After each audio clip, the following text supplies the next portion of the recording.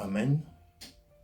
Je bénis l'Éternel, celui qui nous a donné ces temps submerveillés. Il est notre Dieu, par son amour, par sa grâce. Il nous a permis encore de nous retrouver aujourd'hui. Si nous sommes là, c'est parce que Dieu a voulu. Il nous a donné ce privilège, cette grâce-là. Il a renouvelé sa fidélité en nous gardant. Malgré les situations qui se passent dans le monde, mais l'amour de Dieu reste le même. Parce que la Bible dit qu'il est le même hier, aujourd'hui, éternellement. Que le nom de notre Seigneur soit élevé. Je bénis l'Éternel parce qu'il a permis que nous puissions encore continuer sur notre enseignement que nous avons commencé la fois passée. L'importance du caractère. Parce que c'est très important dans notre vie de comprendre que le caractère a une grande place dans notre vie chrétienne. C'est un des grands enseignements de la Bible.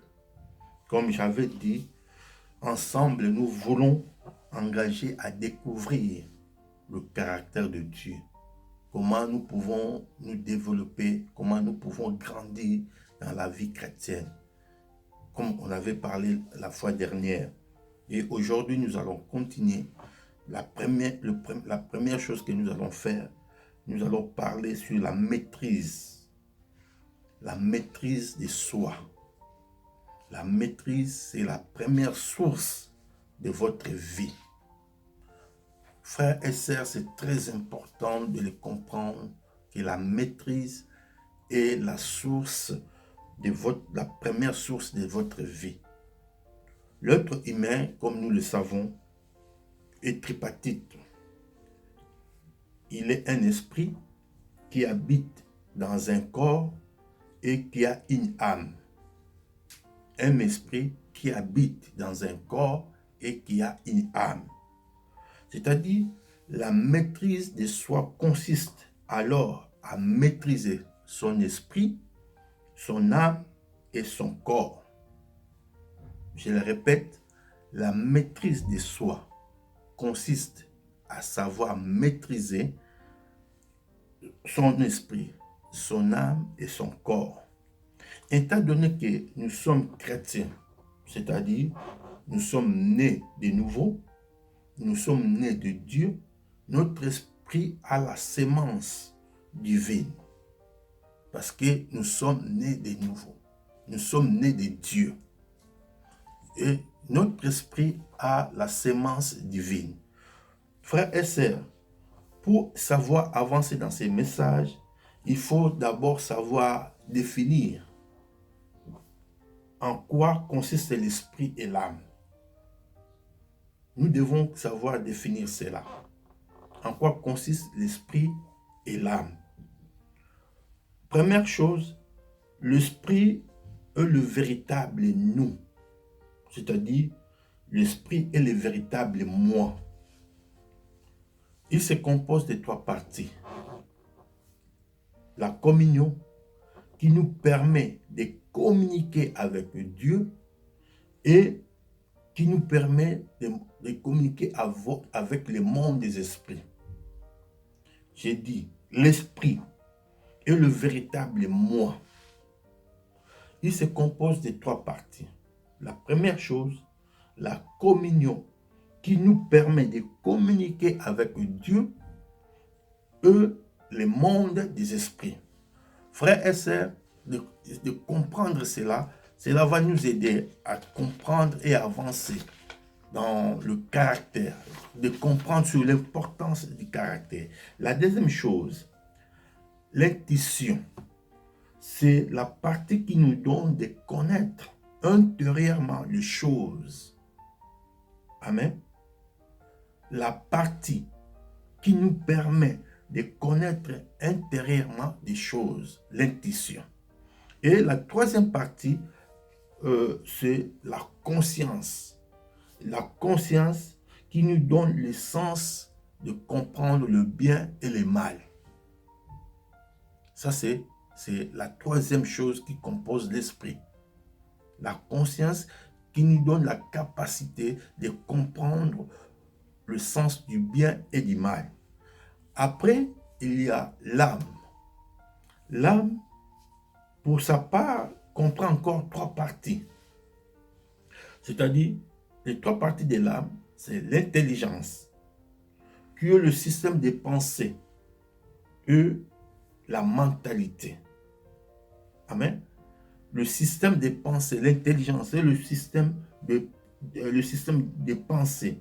Et la mentalité, c'est la faculté des raisonnements. Nous avons après les émotions. Les émotions et le sentiment qui nous donnent à comprendre la volonté de savoir faire nos choix.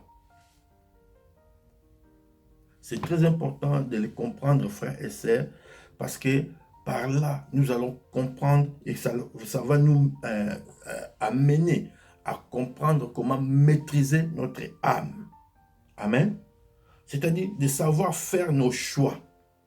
La maîtrise de notre âme consiste donc à comprendre ces 3 choses. C'est-à-dire à savoir mettre sous contrôle de l'Esprit de Dieu ces 3 choses-là. Si nous mettons sous contrôle de l'Esprit de Dieu ces 3 choses, nous allons savoir avancer même dans notre vie chrétienne. Nous allons aller plus loin. C'est pour cela que c'est très important en tant que l'Église, en tant que chrétien, de comprendre que la maîtrise de soi est la première source de notre vie. Tout dépend de la maîtrise de soi que tu as. Tout dépend de la maîtrise de soi que tu vas comprendre. Si tu le mets sous l'abri de l'Esprit de Dieu. Amen. C'est pour ça que nous allons comprendre l'importance de l'âme. L'âme occupe une grande place dans la vie de l'être humain. L'âme occupe une grande place dans la vie de l'être humain. L'esprit, comme nous l'avons dit, est celui qui est en relation avec Dieu. C'est-à-dire, à travers de l'esprit, ça nous permet de nous mettre en relation avec Dieu. Ça nous permet de nous mettre en relation avec le monde des esprits. Mais ce qui nous concerne, l'esprit, ça nous permet, en tant que chrétiens, ça nous permet d'être en relation avec Dieu. C'est-à-dire, l'esprit, quand on entre en relation avec Dieu, reçoit la vision et la volonté divine. Quand nous mettons l'esprit, notre esprit entre en relation avec Dieu, reçoit de la part du Seigneur la vision et la volonté divine. Mais il faut comprendre une chose. C'est l'âme qui adhère à celle-ci et travaille pour son accomplissement. L'esprit reçoit la vision et la volonté divine, mais c'est l'âme qui adhère, qui travaille pour l'accomplissement de la vision et de la volonté divine. C'est très important, l'Église de Dieu, de comprendre cela. Cela va nous aider à comprendre et à grandir dans le caractère. Si nous comprenons ces choses-là, cela va se manifester dans notre vie et nous allons avancer plus fort. Amen. C'est-à-dire, en effet, l'esprit ne peut agir directement sur le corps pour mettre celui-ci en action. Cela ressort de l'âme. L'esprit jamais ne peut agir directement sur le corps. Mais c'est l'âme qui agit. Je peux vous donner un exemple simple. Dans une voiture ou bien dans un cortège présidentiel ou bien dans un avion, il y a le président, il y a le pilote ou bien les chauffeurs, il y a des gardes-corps. Dans cet avion-là, ou bien dans cette voiture, la personne la plus respectueuse, la personne qui a la plus l'autorité, c'est le président. C'est le président. Mais la personne qu'on peut respecter, c'est le président. Mais la personne qui a la vie de tout le monde, c'est le pilote ou bien le chauffeur. Amen. Le président est là. C'est la personne la plus respectueuse qu'on peut respecter, qu'on peut honorer. Mais la personne qui a la vie de tout le monde dans ses mains, c'est le pilote ou bien le chauffeur. C'est comme l'âme. C'est une petite chose, mais c'est celui-ci qui garde tout sur la vie, sur le corps, sur la vie d'un homme. C'est pour cela que c'est très important, frères et sœurs. Cela va nous aider à comprendre l'importance de l'âme. Amen. C'est pour cela que nous voyons beaucoup de chrétiens nés de nouveau, remplis du Saint-Esprit, ayant des promesses que Dieu les a données, remplis du Saint-Esprit, avertis divinement, mais ils continuent toujours de vivre dans la défaite et dans l'esclavagisme. Parce que leur esprit est certes né de Dieu, né de nouveau, mais leur âme n'est pas renouvelée. Et la personne continue de vivre dans l'échec. Malgré que la personne a une nouvelle vie, il est né de nouveau. Son esprit est renouvelé, mais son âme reste toujours dans l'esclavagisme. Amen. C'est pour cela, frères et sœurs, la Bible décrit l'âme, c'est le cœur de l'homme. Amen. On peut voir même Proverbes, dans le livre des Proverbes 16,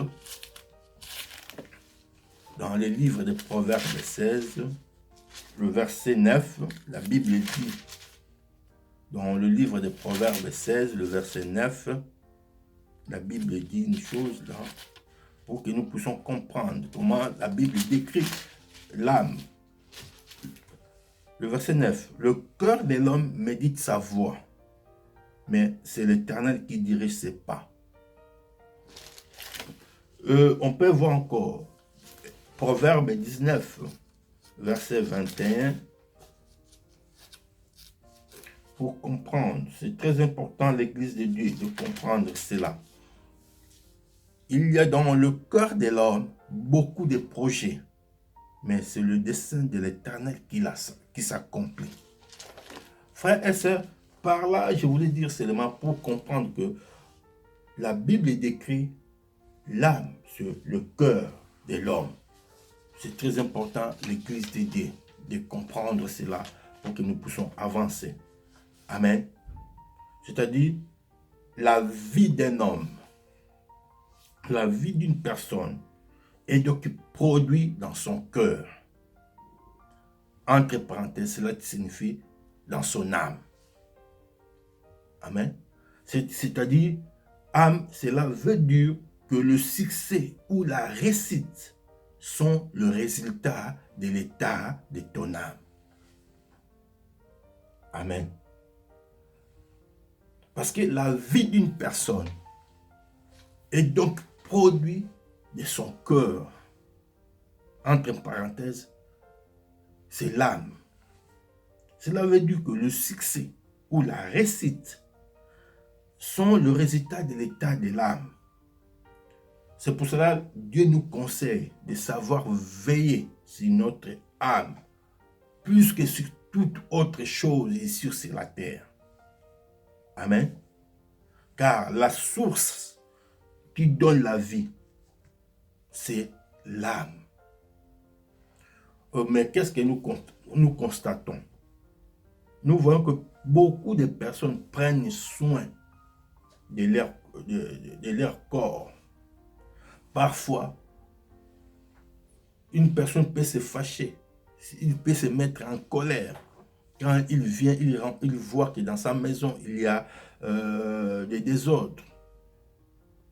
Quand il voit qu'une personne dans sa maison, on néglige de prendre soin, Une femme peut faire même licencier sa nourrice s'il voit que la nourrice ne prend pas soin de ses enfants. Amen. Frères et sœurs, beaucoup nous cherchons à prendre malheureusement soin de notre corps, mais nous négligeons royalement notre âme. Beaucoup, nous cherchons à prendre soin de notre corps, mais nous négligeons royalement l'état de notre âme. C'est pour cela, frère, le résultat de ces choses, c'est l'échec et la déchéance de la vie. Mais Dieu nous fait comprendre que la vie a 3 sources que nous allons étudier. C'est très important, l'Église de Dieu. Nous voulons avancer dans l'œuvre de Dieu. Nous voulons vivre dans le succès comme nous avons dû. Dieu a créé l'homme pour que l'homme puisse régner. Et nous devons comprendre, c'est pour ça que Dieu nous fait comprendre que la vie a 3 sources. Et ces 3 sources de la vie, nous allons étudier l'intelligence, la volonté et les émotions. Frères et sœurs, si tu es carré dans ces 3 choses-là, sache-le que tu vas avancer et tu vas réussir. L'intelligence, la volonté et les émotions. Tu veux être un responsable, il faut savoir regarder ton intelligence, savoir regarder la volonté, savoir regarder les émotions. Comment tu contrôles cela? Amen, l'Église. Frères et sœurs, c'est un enseignement très riche que Dieu a permis que nous puissions en profiter pour que nous puissions grandir dans la vie chrétienne, pour que nous puissions voir ce que Dieu a permis à nous, pour que nous puissions palper la grandeur, le succès de Dieu. Que Dieu vous bénisse. Que la main de l'Éternel agisse. Nous allons comprendre sur l'intelligence, sur la volonté et les émotions. Enfin, tu veux être un leader, savoir contrôler tes émotions, savoir contrôler la volonté, comprendre la volonté et comprendre l'intelligence. Si tu veux être un leader, pourquoi beaucoup de gens échouent, même nos leaders échouent, même nos présidents échouent? Parfois, ils prennent des choses dans des émotions. Jamais tu seras un bon leader si tu prends des décisions dans des émotions. C'est très important, l'Église de Dieu, que cette parole puisse prendre place dans nos cœurs. Soyez bénis dans le nom de Jésus. It's a new day. Amen. Let's go.